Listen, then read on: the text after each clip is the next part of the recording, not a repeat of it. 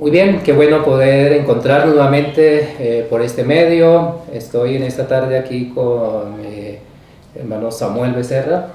Muy buenas tardes, un gusto saludar a los amigos y hermanos. Dios nos bendiga en este estudio.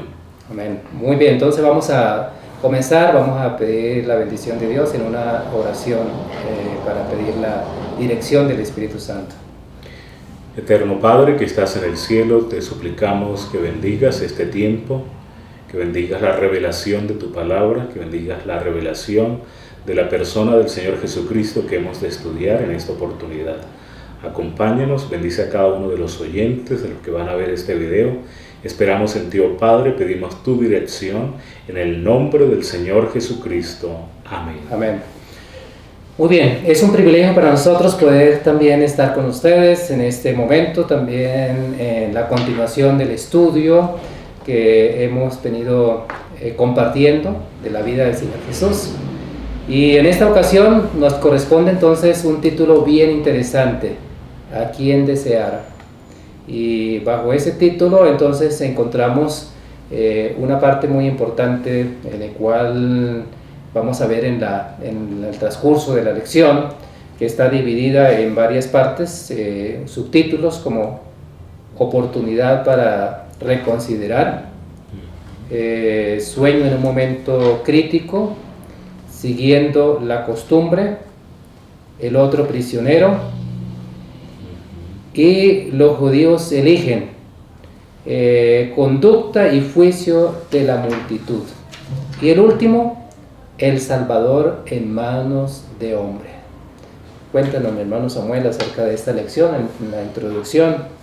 Es una lección muy interesante, siguiendo esta secuencia tan fundamental de las últimas escenas de la vida del Señor Jesucristo, en las cuales deberíamos reflexionar constantemente. Y el título es llamativo: ¿a quién desear? El profeta del Antiguo Testamento, de ese grupo de 12 profetas menores, uno de ellos nos hace alusión, una profecía acerca del Señor Jesucristo, que vendría el deseado de todas las gentes. Lamentablemente Jesucristo no fue ese deseado para el pueblo judío que vamos a ver en esta lección, sino que eligieron a otro personaje en un gran contraste muy lamentable, una elección incorrecta. Muy bien, entonces vamos a comenzar el estudio como tal y vamos a mirar entonces oportunidad para reconsiderar. Y la primera pregunta dice: ¿a qué conclusión llegó Pilato cuando Herodes le envió nuevamente a Jesús sin haberle hecho juicio? Bueno, la historia se va a repetir, es decir, indudablemente que en el juicio previo que ya había tenido Pilato, ahora se repite nuevamente la misma realidad, porque Jesús es un inocente. Podemos decir que a manera de resumen, ya Jesús había pasado por otros juicios, ¿no? Un juicio ante Anás, un juicio ante Caifás, un juicio ante el Sanedrín, todo este grupo. Herodes. Exacto, después viene entonces Pilato, Herodes, y digamos que este es el sexto juicio que se hace de parte de Pilato. Y pues según el Evangelio, Lucas 23, 13 al 16, dice: me habéis turbado, bueno, ¿a qué me traéis a este personaje? Dice: yo lo he enviado a Herodes, no he hallado en este hombre ningún delito, ni aun Herodes, es decir, que tanto Pilato había observado, había llegado a la conclusión que no tenía ningún delito. Herodes también fue transferido, como lo vimos la semana pasada, y pues tampoco emite ninguna sentencia condenatoria. Y bueno, ahora dice, en conclusión, dice Pilato, pues lo que tengo que hacer es, le voy a soltar, en definitiva, y después pues también le voy a castigar. Aunque si él está reconociendo que él es inocente, pues no tenía por qué castigarle, sino que para querer complacer al pueblo, da esta sentencia: voy a castigarle. Muy bien, hay algo aquí interesante, y es que si nosotros miramos el caso de estos personajes ya mencionados, el caso de Herodes, el caso de Pilato, que están diciendo ellos: no he hallado en este hombre delito alguno. Eso mismo dijo Herodes: no encuentro ningún delito, ¿no? de aquello que le están acusando. O sea, no había un asunto para decir está para ser juzgado porque hay un delito como tal para juzgarle. pero Herodes no lo vio y Pilato tampoco lo ve. Y en cambio, este pueblo, y especialmente los sacerdotes, los escribas, los fariseos, sí le encontraban delito para acusarle y para matarle, ¿no? Entonces, qué triste la situación, ¿no? Por eso la oportunidad para reconsiderar, ¿no? Porque no había, ellos no encontraban delito alguno como para que fuera acusado de muerte, ¿no? Pero había un asunto, y es que estamos ya, el Señor Jesús nuevamente en manos de Pilato. Ya vimos en una lección anterior quién era Pilato, ¿no? Pilato era una persona débil en el asunto de tomar decisiones, y de pronto el pueblo aprovechó de esa situación para traer otra vez a Jesús allí ante Pilato y buscar de todas las formas posibles que Pilato lo condenara, porque ellos veían que de pronto podía ser esa persona por su debilidad, ¿no? Su debilidad. Entonces esto nos puede traer también una lección para nosotros, ¿no? En el sentido de que en las cosas de Dios debemos ser muy correctos y muy seguros, ¿no? Porque esta debilidad de Pilato le causó un problema serio, como lo vamos a ver en la conclusión de la lección, ¿no? Bueno, creo que podemos avanzar, y en la segunda parte de la lección dice sueño en un momento crítico. Es la segunda parte de la lección. Dice, mientras eso estaba sucediendo, ¿quién envió un mensaje a Pilato? ¿Cómo fue presentado Jesús en ese mensaje? Bueno, alguien muy cercano a Pilato precisamente es el mensajero, en este caso. Dice el Evangelio de San Mateo que estando él sentado en el tribunal, su mujer, alguien de confianza, es decir, que también el mensaje era cierto, era confiable, no era una mala información, no había ninguna duda en esto. Y el calificativo que la esposa de Pilato le da al Señor Jesucristo es el justo, que demuestra precisamente que no tenía ninguna injusticia, que no tenía ningún delito, que no era digno de condenación. Pero en este momento crítico vino este sueño. Creo que era otra oportunidad de las tantas que había recibido entonces Pilato. Creo que fue como un rayo de luz antes de que viniese la medianoche de oscuridad en la vida de Pilato. Y esas son las oportunidades que Dios nos da, y la Escritura nos registra, ¿no? Que Dios nos habla de diversas formas, por sueños, por visiones, como lo hacía por los profetas, por la Biblia, por los testimonios, por las revelaciones que el cielo nos otorga. Tenemos que aprovecharlas de la mejor manera. Muy bien.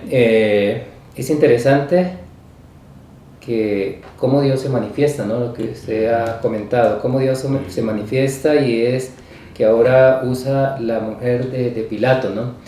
Para ella seguramente fue también un mensaje de una lección, de algo en el cual no sabemos, la historia no registra si de pronto ella se haya acercado después al conocimiento del Señor a través de la forma como Dios trabajó. Aparte de eso, era el Señor Jesús el que quería también dejar una luz clara para que Pilato no fuera ciego en esa situación, o sea que todo lo concerniente a lo que él debía conocer se le dio a conocer. O sea, ya no había ningún asunto de excusa, decir, no, pero de pronto Pilato no tuvo la oportunidad, no conoció. Hasta esto hizo el Señor, ¿no? En este momento de poder llegar a través de ese sueño que tuvo la esposa de Pilato, y el mensaje que Dios le reveló, ¿no? Porque Dios trabajó en el caso de Pilato dándole todas estas cosas de conocimiento del rostro del Señor Jesús, que mostraba pureza, santidad para él mismo se dio cuenta de que estaba frente a una persona santa. Él mismo se dio cuenta de eso, y ya lo vimos también en otra semana pasada. Y ahora no solamente trabajó para Pilato, sino para la esposa de Pilato. Porque aquí, si miramos la nota, encontramos de que la esposa de Pilato vio toda la parte de la forma como estaba siendo juzgado el Señor Jesús ante Herodes. Luego vio lo que hacían los fariseos, los sacerdotes, pero también vio a su esposo, ¿sí? Que estaba tomando esas decisiones. Vio un poco más allá, vio la crucifixión del Señor Jesús y vio más allá todavía, porque dice que se le reveló aquel momento cuando el Señor Jesús estaba en el cielo también realizando ese juicio. O sea, qué interesante, ¿no? La forma como Dios trabaja en las personas y cómo Pilato tuvo todos los privilegios posibles para tomar las decisiones correctas, porque tenía ya una luz, ¿sí? Claro. No sé si hay algo más para comentar. No, evidentemente, digamos que la revelación, Dios no nos deja ajenos a revelarse, a mostrarse de una y de otra forma para que podamos tomar decisiones adecuadas. Así es. Bueno, vamos a la parte 3, que dice sobre la pregunta tercera, dice siguiendo la costumbre. ¿Cuál sería esa costumbre? Y la pregunta dice, en aquel tiempo, ¿qué costumbre existía en ocasión de la fiesta de la Pascua? ¿Y qué propuso Pilato en esa ocasión? Cuéntenos. Bueno, la costumbre de esa época era hacer un intercambio en esta fiesta tan importante para el pueblo judío. Entonces, digamos que los romanos, en el caso particular de Pilato, para granjearse el favor del pueblo, trataban de manifestar justicia, pero pues esta costumbre no tenía nada de justicia. En la nota de introducción dice era una costumbre de invención pagana en lo que no había una sombra de justicia, sino que se daba sentencia, se daba muerte, se daba condenación, contrario al amor de Dios que da vida, que da salvación. Y esto pues nos invita a tener nosotros cuidado con las tradiciones, ya sean humanas o paganas, para tratar de solucionar algunas cosas, caminos que podemos tomar que no están revelados en la eterna palabra de Dios. ¿Qué propuso Pilato? Hacer un negocio, quiere hacer un canje, quiere hacer entonces una propuesta y dijo: ¿a quién queréis que os suelte? ¿A Barrabás o a Jesús llamado el Cristo? Dice San Mateo 27:17.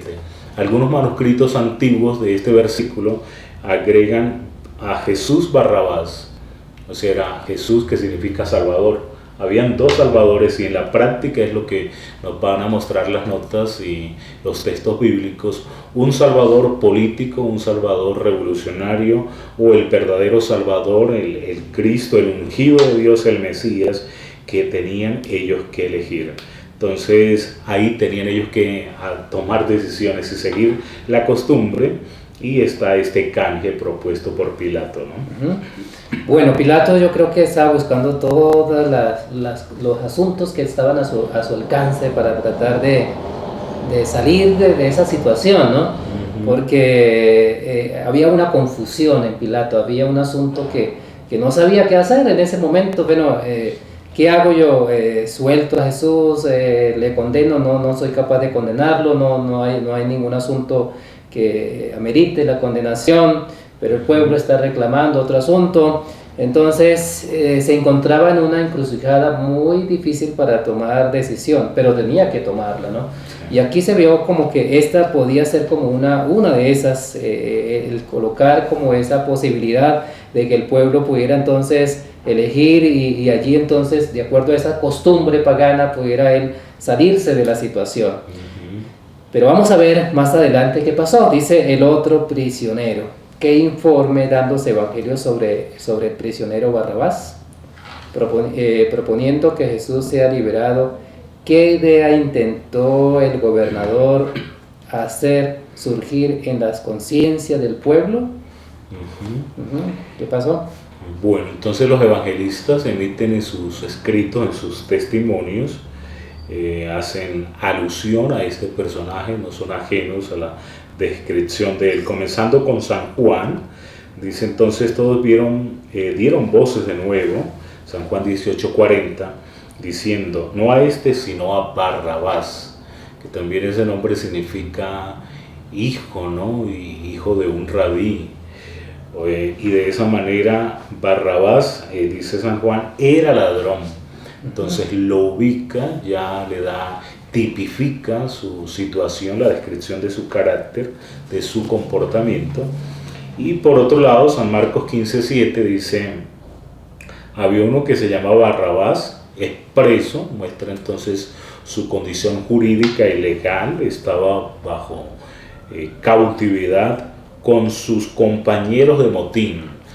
Es decir, que no solo él había cometido un delito, sino que sus compañeros también estaban ahí, y por la descripción que dan los evangelios, él era el líder, ¿no? El cabecilla de esta insurrección, y que había cometido homicidio.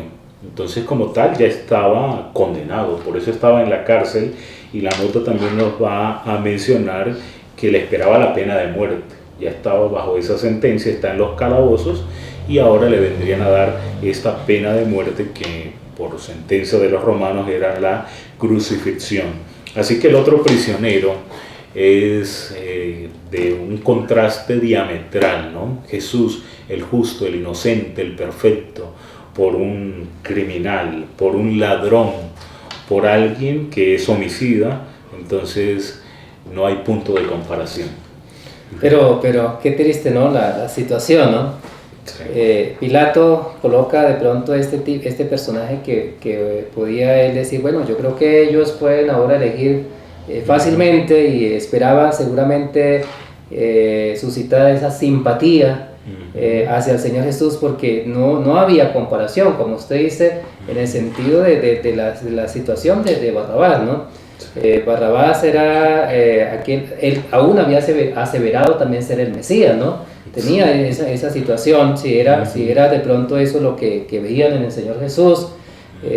Aparte de eso, pretendía también tener autoridad para establecer un orden diferente al que tenía, o sea, derrocar el orden romano, o sea, que era un personaje peligroso, ¿no? Sí. También era dominado por el engaño satánico, ¿no?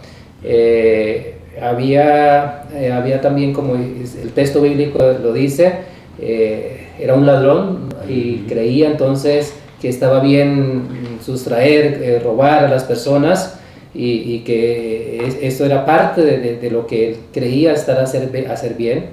Había hecho también maravillas satánicas a través de un espíritu satánico que tenía también Barrabás, según los escritos, ¿no? Sí. Bueno, había una cantidad de asuntos. Aparte de eso, era un hombre que era un asesino, o sea, habían varios cargos, podemos decir varios cargos, que por lo tanto estaba ya condenado, como usted ha mencionado, condenado a muerte. Y eso fue lo que quiso Pilato, ¿no? Despertar en sentido de justicia al pueblo. Bueno, este Barrabás, todas las cosas que seguramente que había hecho, y que el pueblo conocía que era un hombre peligroso, ¿no? Y por otro lado, presentar a Jesús, que tenía un rostro tranquilo, no mostraba que fuera un hombre peligroso, y seguramente él dijo, no, pues ahora pueden fácilmente tomar una decisión en que Jesús sea liberado, ¿no? Entonces eso fue lo que quiso hacer Pilato, ¿no? Entonces por eso dice el otro prisionero. Pero vamos a ver en la siguiente parte cómo los judíos eligen, ¿no? Los judíos eligen, y la pregunta número 5 dice: mientras un gobernador pagano repetidamente proponía que Jesús sea liberado, que continuaron exigiendo los líderes judíos. Dada la oportunidad para elegir entre dos personas y sabiendo que uno era culpable, a quien pidieron que sea liberado en dos oportunidades. Los judíos eligen.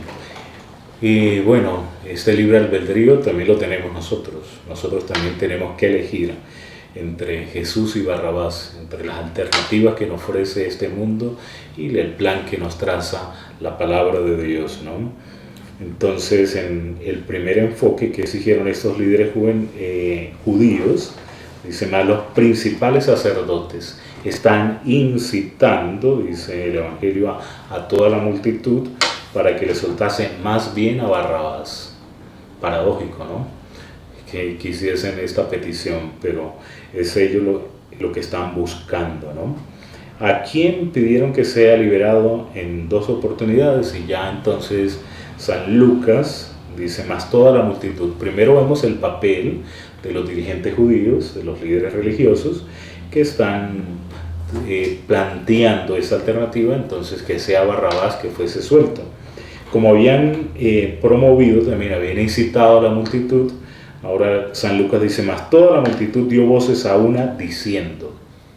a una, ¿no? Es decir, cómo se ve esta De unidad, acuerdo.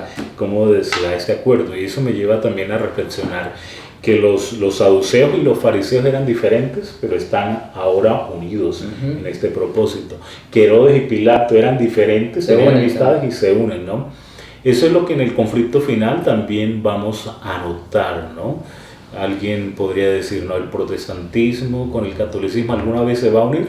Eso es como contradictorio, pero realmente vemos acá cómo se logra esta unidad y hacia el fin también se va a dar esta realidad. Suéltanos a Barrabás, era el clamor de los líderes y también de la multitud. Así es. Bueno, yo creo que cuando miramos esta parte de la historia y podemos decir, bueno, pero ¿cómo es posible? ¿Hasta dónde estaban enceguecidos las personas, no? Para tomar una decisión de esas. Si miramos quién era Barrabás, quién era Jesús, ellos tomaron esa decisión tan terrible de decir, vea, suéltenos a Barrabás. Estaban dispuestos más bien que este hombre que era un criminal, que era un ladrón, que tenía un grupo de personas que se habían levantado en contra del poder romano y había creado un asunto terrible en aquel momento, y ahora estaban diciendo suéltenos a Barrabás, ¿no? Pero este subtítulo que dice los judíos eligen, yo creo que lo podemos aplicar a nosotros, tú eliges también, ¿no? Sí.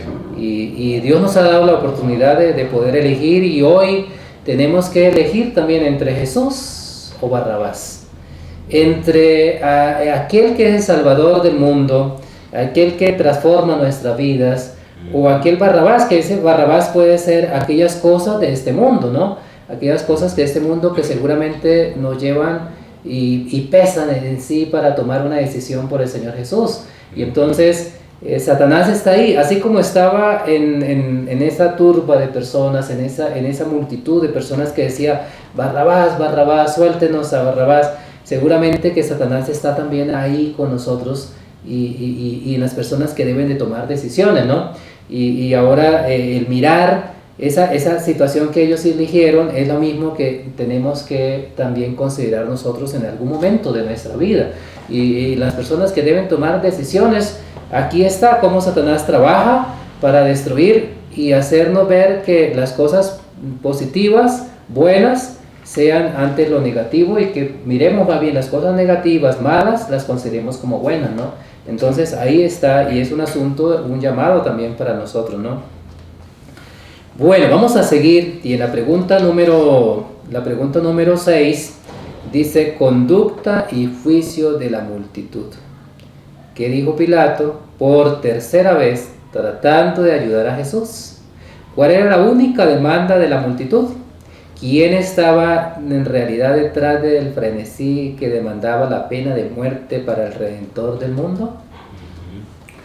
Encontramos entonces ahora ya a toda esta turba, a toda la multitud involucrada en este proceso, y Pilato aparentemente lo podríamos notar como una muy buena persona, ¿no? Que está tratando de salvar a Jesús, pero vemos que es una justicia parcial.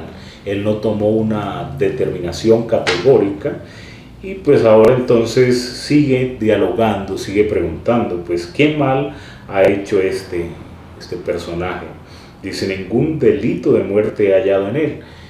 Bueno, si no ha hallado ningún delito, entonces pues suéltela, ¿no? Sin embargo, habla de algo digno de muerte, porque dice, bueno, no lo voy a matar, pero sí lo voy a castigar, que también esto era improcedente en los procesos de justicia. Y por eso pues él llega a la conclusión, le voy a castigar y le voy a soltar. Pero él debería haberle soltado y no haberle soltado de ninguna manera en aras de la justicia. Siempre está ahí la pregunta, ¿qué mal ha hecho ¿no? Repiten los registros del Evangelio. Y la siguiente parte de la pregunta creo que tiene respuesta en la nota anterior, en el deseado de todas las gentes, la página 682, donde nos describe quiénes están detrás de bambalinas, ¿no? Quiénes están detrás del telón en el escenario. no solamente que están los líderes judíos, no solamente que están los líderes políticos romanos, no solamente que está la multitud escarneciéndole, insolente, sino que están también los demonios, el mismo Satanás creo que en escena conduciendo, ¿no? Entonces dice, habían verdaderos demonios en forma humana en la muchedumbre. ¿Qué podía esperarse si no la respuesta sea crucificado?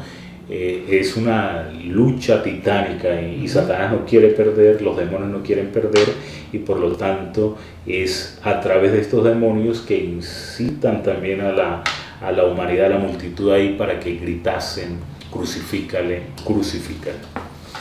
Bueno, yo creo que aquí podemos mirar también la obra de Satanás, cómo había trabajado en la forma de destruir al Señor Jesús. Y él buscaba todas las maneras para que a través del pueblo, de las personas, pudiera manifestarse también esas palabras y pudiera llevarse entonces que Pilato en su debilidad pudiera hacer su trabajo, ¿no? Sí. Y aquí esa pregunta que él hace, ¿no? Pues, ¿qué mal ha hecho? O sea, no veo ningún mal, porque él sabía, y ya lo vimos, sabía de que era por envidia que lo habían traído y querían matarle por envidia, pero que no había ningún asunto justificable para condenarle a muerte, ¿no? Otra pregunta que hace Pilato es, ¿qué haré de Jesús? ¿Qué vamos a hacer de Jesús? Si no hay ningún delito, no hay esto, no hay lo otro, y ustedes quieren que suelte a Barrabás, que vimos en la pregunta anterior, suelte a Barrabás. Entonces él ahora pregunta y dice, bueno, pero ¿qué hacemos de Jesús? ¿Cierto? Y ante eso, entonces las personas que estaban allí fue cuando más fuertemente gritaba, sea crucificado. ¿Sí? Ahí está la situación. Me llama la atención una parte de la nota y quiero leerla textualmente. Dice, cuando hubo cesado el tumulto de las voces, volvió a hablar al pueblo diciendo, pues qué mal ha hecho, pero demasiado tarde para arguir. No eran prueba de la inocencia de Cristo lo que querían, sino la condena.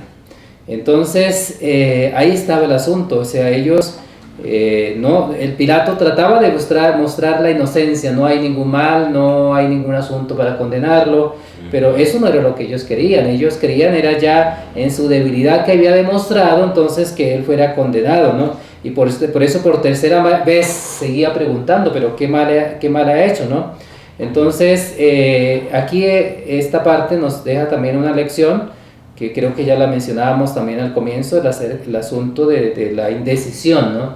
Eso es peligroso, y eso fue lo que le pasó a Pilato, ¿no? Él debía haber tomado una decisión firme y seguramente otro podía entrar y condenar al Señor Jesús, pero él tuvo la oportunidad, tuvo el conocimiento, tuvo la luz, por algo el Señor le dio toda la luz que necesitaba para que él se colocara de parte del Señor, pero no lo hizo. Bueno, vamos a la pregunta número 7 y última.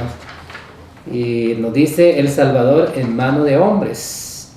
Y la pregunta número 7 dice, ¿qué permitió Pilato a este punto del juicio? ¿Qué abuso fue cometido en contra del divino Hijo de Dios? ¿Cómo reaccionó ante el maltrato? Ya se va a dar la conclusión de todo este proceso, de este juicio, que es un fiasco, que es una burla. Y bueno, Pilato también interviene allí en una forma descarada. Dice cómo le azota, ¿no? Y bueno, si uno lee ahí la escritura, le azotó, pues simple, ¿no? Pero si uno analiza en qué consistía el azote de los romanos, era algo bárbaro, ¿no? 40 azotes menos uno, 39 azotes, con unas terminaciones, con unos látigos, con terminaciones de hierro, de hueso que desgarraban. Y quizás la película La Pasión de Cristo Jesús, alguien la ha descrito que es muy sangrienta, pero también se puede decir que es la más real. Entonces todo esto no debería hacerse. Los soldados también se involucran, si su máximo gobernador, si su jefe está actuando en una forma injusta, inadecuada, pues los soldados también se involucran en este proceso, hacen una corona de espinas, ¿no? Pues para burlarse de él, al decirle que era el rey de los judíos, y realmente le estaban reconociendo, ¿no? Porque Jesús va a ser ese verdadero rey de los judíos. Le vistieron con un manto de púrpura, ¿no? Que era el color de los reyes, que era una tela supremamente costosa. Uno ve las películas de Hollywood y salen pues todos los protagonistas, los personajes con mantos de diversos colores, pero realmente en esa época no se vestían de colores, era una lana blanca, y porque ya vestirse de púrpura entonces era supremamente costoso. Pero todo para la trama, ¿no? Como para colocar ahí a Jesús con esa corona y con ese manto de púrpura, para identificarlo como rey. Pero él era el rey, ¿no? Se están burlando del rey de los judíos, pero era el verdadero rey del universo que está allí. Salve, rey de los judíos, y le daban de bofetadas. Tanto sufrimiento, tanta burla, tanta ignominia que recibe el Señor Jesucristo por amor a nosotros, por salvarnos. Así es. Aquí encontramos entonces qué sucede con el Salvador en manos de los hombres, ¿no? Que es lo que habla el subtítulo, ¿no? En las manos de los hombres el Salvador es maltratado, es azotado, colocado la corona de espinas, el manto de púrpura, le dan de bofetadas, es totalmente acabado, y todo esto lo hacía también Satanás, porque eran personas que estaban manejadas por Satanás para hacer toda esta situación, ¿no? Pero había un fin, o sea, había un propósito en el cual Satanás quería que eso sucediera así, de esa manera. Y hay una parte de la nota que dice: la ira de Satanás fue grande al ver que todos los insultos infligidos al Salvador no podía arrancar de su labio la menor murmuración. Entonces, ¿qué era lo que quería hacer Satanás? Quería hacer que el Señor Jesús se levantara de pronto en algún momento, se defendiera, usara de pronto palabras duras contra las personas para después acusarlo, ¿no? Pero qué bonito cuando encontramos que la Escritura dice: viene el príncipe de este mundo y él nada tiene contra mí. O sea, no hubo ningún momento de defensa del Señor Jesús, o la forma de pronto demostrar que se molestaban esas acusaciones o todos esos castigos que le hicieron, las bofetadas que le daban, y nada, se mostró de un asunto que mostrara que la parte humana como tal se dejara ver para que Satanás lo acusara, ¿no? Y yo creo que esto nos debe traer una lección también para nosotros, ¿no? En un momento vimos la semana pasada Jesús, ¿qué hizo con Herodes? En silencio. Guardó silencio. Y el silencio es una forma de reprender al enemigo. Es una forma de nosotros defendernos también. Pero hay momentos que el Señor Jesús también hablaba. Pero aquí encontramos que no profirió ningún asunto que fuera una situación que lo colocara en un lugar que pudiera Satanás acusarle. No lo hizo, ¿no? Eso nos debe traer también una lección para nosotros, porque muchas veces cosas muy pequeñas, no de pronto estas que le hicieron al Señor Jesús, de azotarlo, de darle bofetada, de escupirle, de colocarle la corona de espina, no cosas tan grandes así, y con cosas muy insignificantes que hacemos nosotros. Nos defendemos, usamos palabras duras, queremos de pronto mostrarnos quiénes somos. No lo hizo el Señor Jesús en ningún momento. El ejemplo de Él es para nosotros también. Y aquí dice: su humillación era la garantía de su exaltación. Qué bonito ese pensamiento, ¿no? Su humillación era la garantía de su exaltación. Entonces, esa es lección también para nosotros. La humillación. Si alguien nos humilla, si alguien de pronto nos coloca de esa manera, no nos preocupemos, que esto lo que hace es que exaltarnos ante el Señor. No sé si hay otro pensamiento. No, es muy preciso. Entonces, el Salvador en manos de hombres y en manos de pecadores, y que nos lleva pues a decidir A mí me llama la atención la pregunta de Pilato de San Mateo 27-22. ¿Qué haré de Jesús? Es una de las preguntas más importantes que nosotros como seres humanos debemos plantearnos. Y en una o en otra ocasión nos llega esa decisión. ¿Quién es Jesús para mí? ¿Es el Salvador? ¿Es un maestro? ¿Es un iluminado? ¿Es un simple hombre? ¿O es mi verdadero y mi único Salvador? Y eso debe ser la respuesta entonces para cada uno de nosotros. Sí, y hay algo más que podemos concluir en esta lección, y es la experiencia de Pilato, que de pronto en su debilidad lo llevó a tomar decisiones equivocadas. También antes de perder el mundo carnal, que seguramente el supuesto que él tenía, sus honores, prefirió sacrificar una vida inocente. Eso hizo Pilato, ¿sí? Por no perder su puesto, por no perder de pronto esos privilegios que él tenía, prefirió condenar una vida inocente. Eso también a nosotros nos debe también traer una lección hoy. ¿Cuántos, para escapar de pronto de la pérdida, del sufrimiento, sacrificamos seguramente esos buenos principios, ¿no? Quizás para defender nuestro yo, estamos dispuestos de pronto a mentir, estamos dispuestos de pronto a acusar o a hacer otras cosas por defendernos, ¿no? Y la conciencia y el deber señalan un camino, y el interés propio señala otro, y a veces tomamos el camino equivocado, ¿no? Y esta fue la experiencia de Pilato, ¿no? Pilato tuvo todas las oportunidades para elegir el camino correcto. Sí. Y su orgullo, el defender su puesto, el querer no humillarse en algún momento, no tener un reconocimiento. La esposa le cuenta quién era este hombre, le manda el mensaje, él mismo se da cuenta por sus ojos, seguramente el Señor le mostró: este es Jesús, este es el Hijo de Dios. Y a pesar de eso, en toda esta situación tomó la decisión de sacrificar una vida inocente. ¿Cuántas veces nosotros de pronto hacemos eso, cometemos ese mismo error? Y de pronto nos lleva a sacrificar nuestros principios, a sacrificar los principios cristianos que tenemos por ciertas situaciones que en el momento de pronto nos lleva a tomar otras decisiones, ¿no? Y eso también nos va a pasar en este último tiempo, cuando tengamos que defender la verdad ante aquellos tribunales, y tener que mantenernos firmes y no para no sacrificar esos principios. Entonces yo creo que aquí también nos trae una ruina. Cuando nosotros miramos la vida de Pilato, a pesar de todo, ¿qué sucedió después? Después fue destronado, lo que no quería él. Sí.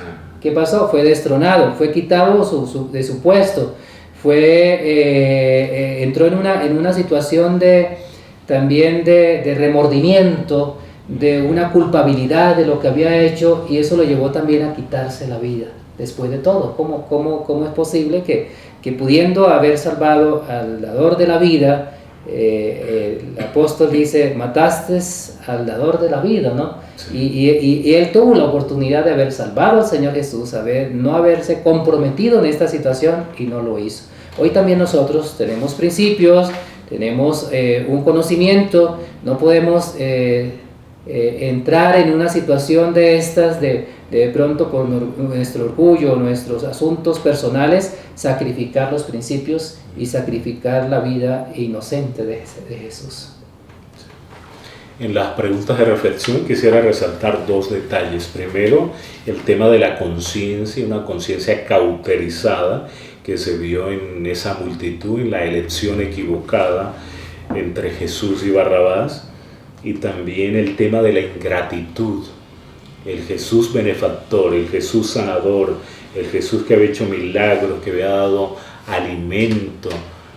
La ingratitud se dejó notar en este pueblo. A veces nosotros también somos ingratos, a veces nosotros también, nuestra conciencia se cauteriza para no ser sensibles a las realidades y a las decisiones correctas de acuerdo a la palabra, de acuerdo a Jesús. Creo que en esta lección debemos identificarnos con el Señor Jesucristo, pero quizás a veces podemos actuar como Pilato, como Herodes, como la multitud, como los dirigentes religiosos. Si nos identificamos con Jesús, debemos tener paciencia en el sufrimiento. Quizás alguno de los oyentes está pasando por el sufrimiento. Se nos dice que generalmente en cada banca, en esa hilera de sillas, hay uno que está pasando por el sufrimiento. Jesús también se identifica contigo, te comprende y quiere ayudarte a pasar por esa situación. Y creo que, como dice Gálatas 2:20, con Cristo estoy juntamente crucificado. Si nos identificamos con Cristo en el sufrimiento, nos identificaremos también con Él en la victoria.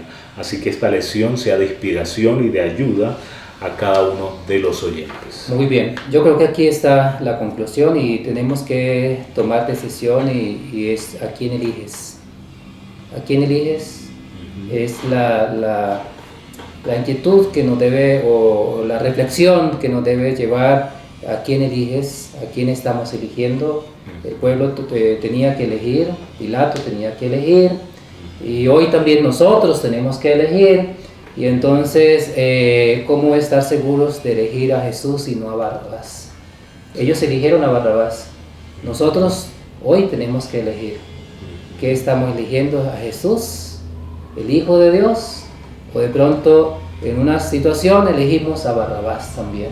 Entonces, de pronto nosotros miramos, bueno, pero ellos eligieron de esa manera, pero de pronto podemos pasar en la misma situación y tomar decisiones equivocadas y estamos eligiendo a Barrabás también, ¿no? Dios nos ayude y Dios nos dé sabiduría para poder saber elegir también. Vamos a hacer una oración para concluir el estudio. Padre nuestro que estás en los cielos, gracias te damos por la oportunidad que nos ha regalado de poder estudiar este tema tan interesante, Señor. Toque los corazones de las personas que también han de oír este mensaje, que ellos también puedan en sus decisiones, puedan tomar la mejor elección, Señor. Y esa elección sea de servir, y sea aquella elección de tomar al Salvador de este mundo, a Jesucristo, y podamos así de esa manera ponernos de parte tuya, no importa la circunstancia, lo difícil que tengamos que vivir nuestra vida, pero estar seguros que elegimos al Salvador. Te lo agradecemos y te lo pedimos en el nombre del Señor Jesucristo. Amén. Amén. Dios les bendiga. Muchas gracias.